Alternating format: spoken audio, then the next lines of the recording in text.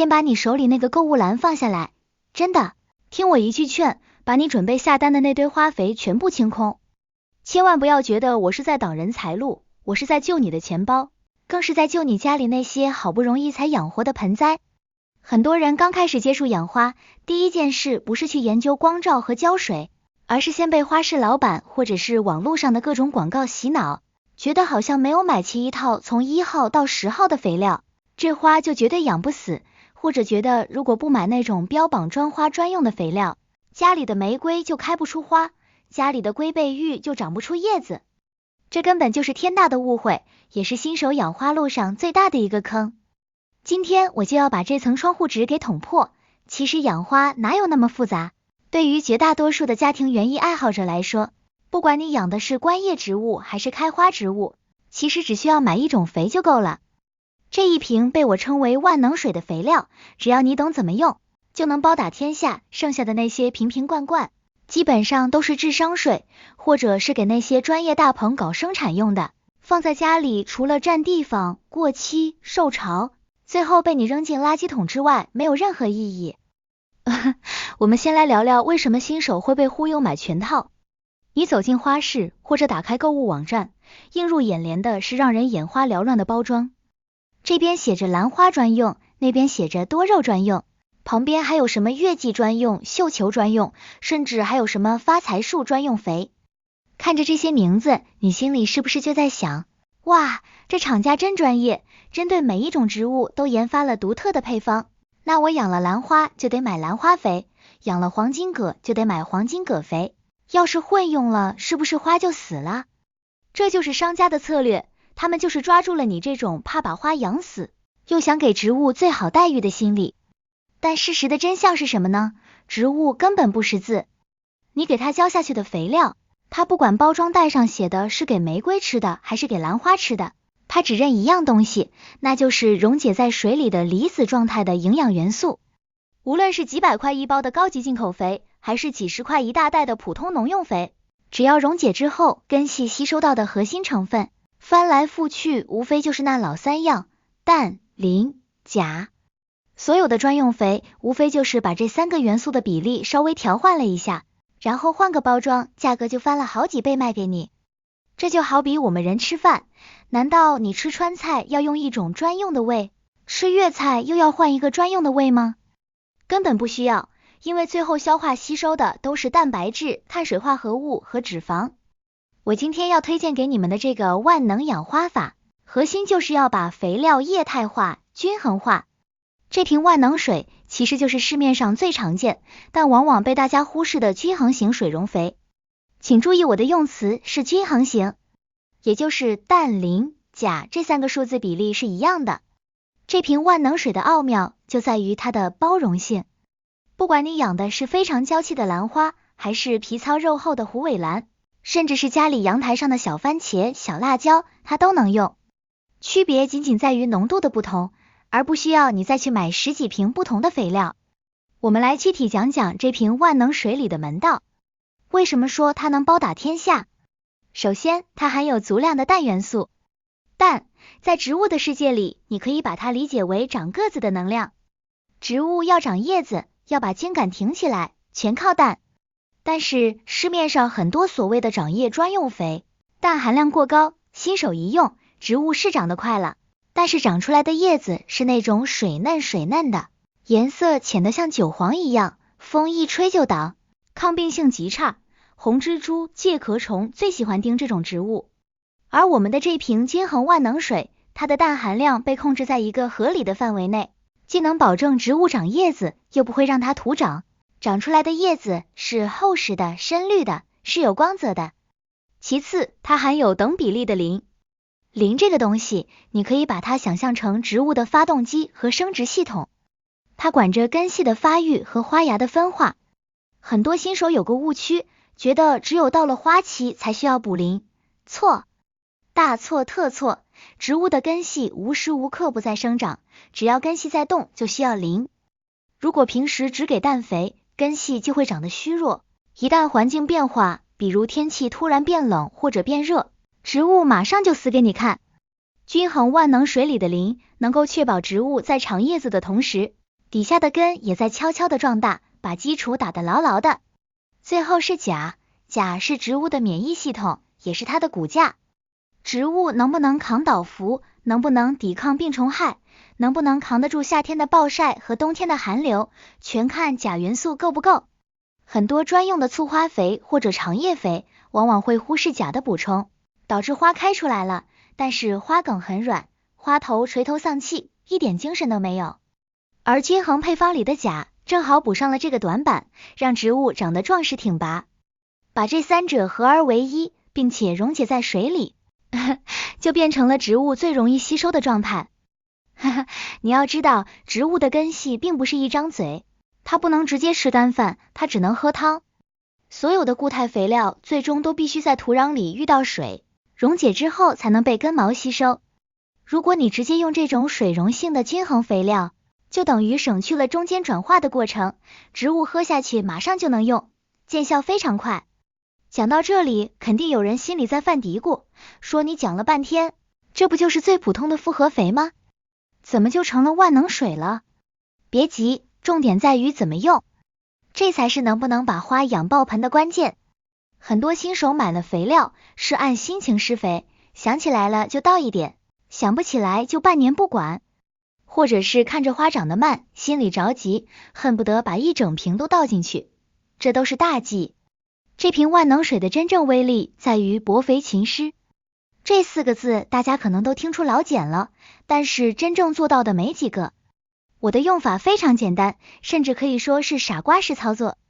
你不需要去买什么精密的电子秤，也不需要用量筒去量毫升，你只需要准备一个大的矿泉水瓶，或者是那种大号的可乐瓶，把这瓶均衡型的水溶肥或者是粉末，按照一个鸡蛋的比例兑好。到底有多淡？我给你们一个最直观的标准，颜色。如果你兑出来的水颜色看起来像泡了很久的浓茶，那就太浓了，绝对不行。安全的状态应该是像你去餐厅喝的那种免费的大麦茶，或者是淡淡的啤酒色，甚至颜色再浅一点都没关系。这种浓度的肥水，你可以把它当成普通的水来用，这就解决了新手养花最头疼的2个问题，一个是不知道什么时候该施肥，一个是不知道该施多少。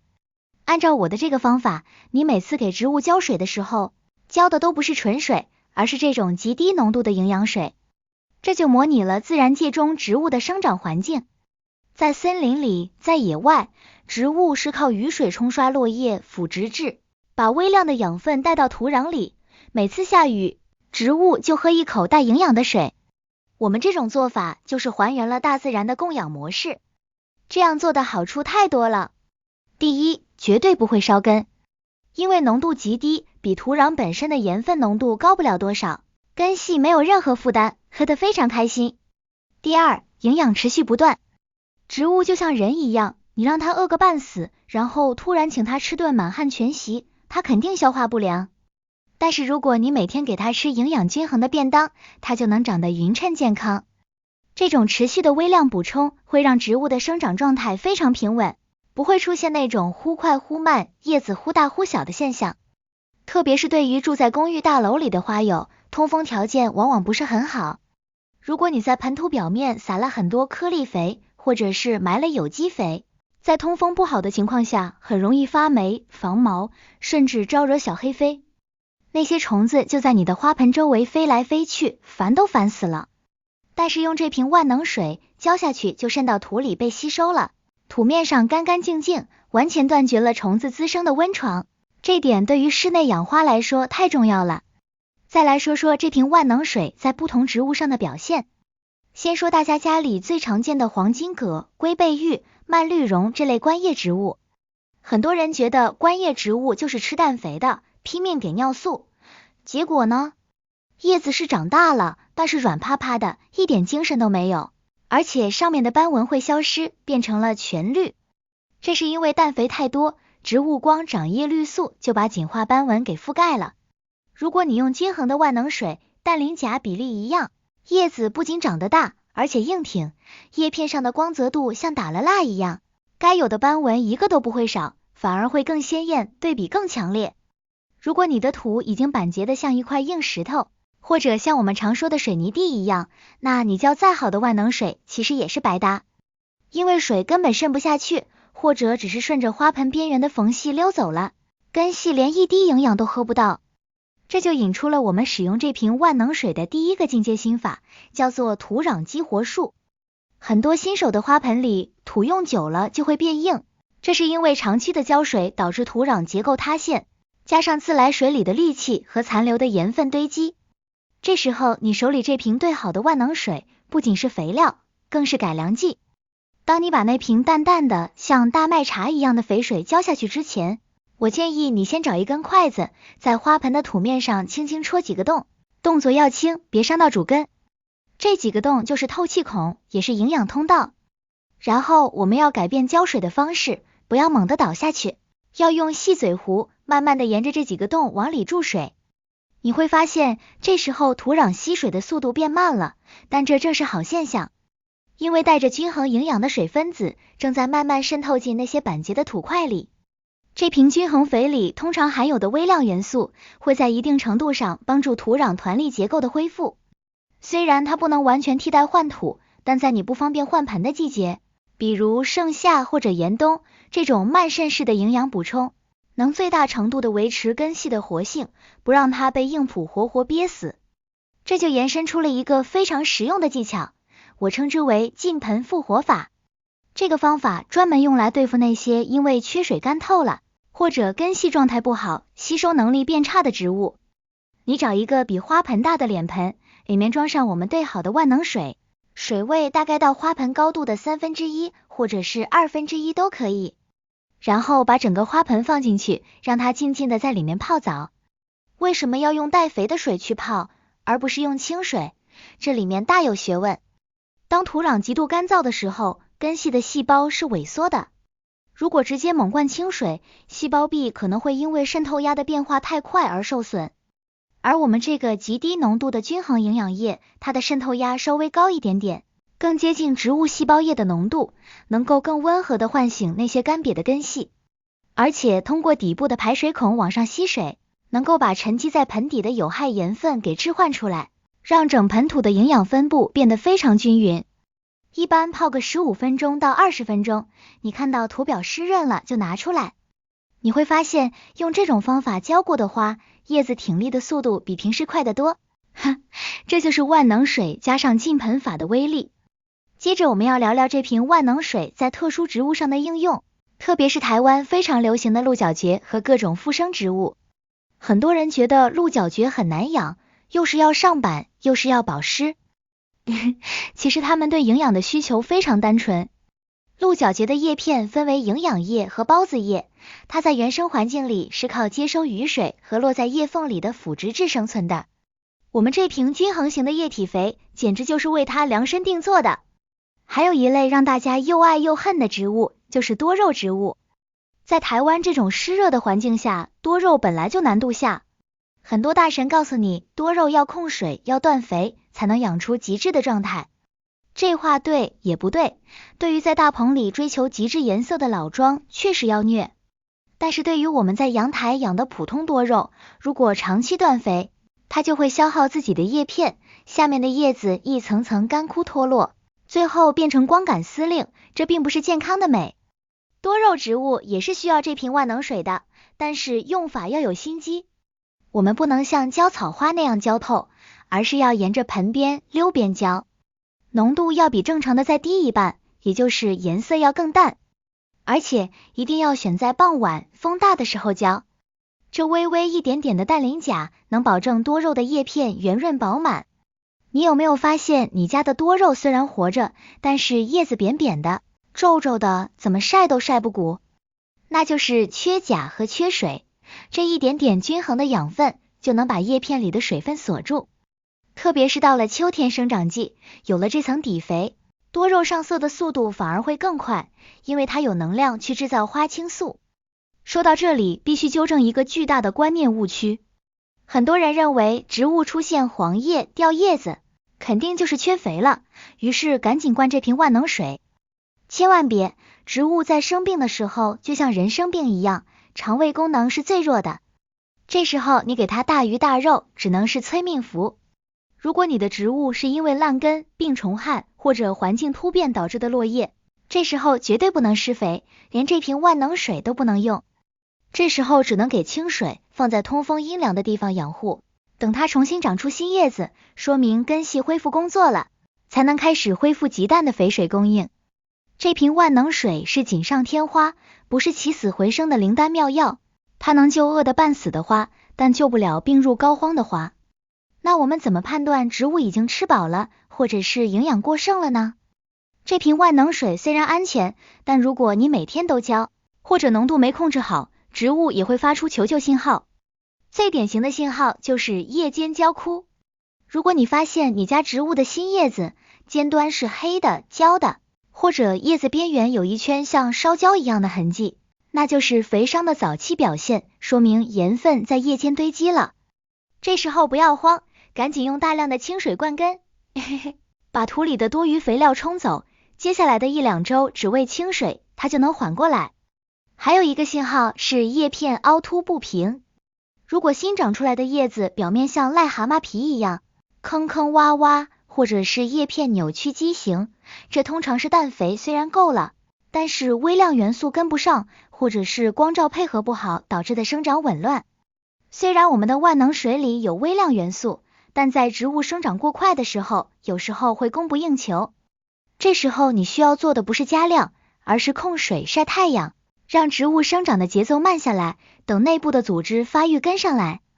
再来分享一个这瓶万能水的高级玩法，水培植物的长期养护。